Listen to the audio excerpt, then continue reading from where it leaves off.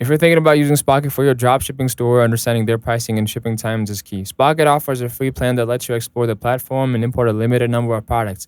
But to unlock more features like premium products, branded invoicing, and faster shipping options, you'll want to check out their paid plans.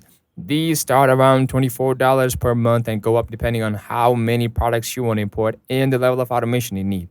One of Spocket's biggest selling points is that most suppliers are based in the US and Europe, which means shipping times are way faster than typical AliExpress drop shipping on average.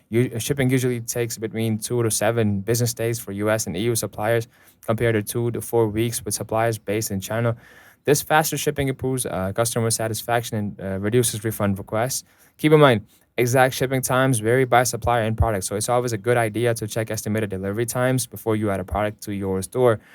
Spocket also provides tracking information so you and your customers can stay updated on orders from purchase to delivery.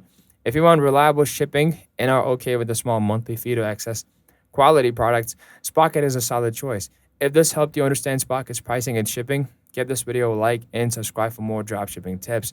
And drop a comment with any questions you have.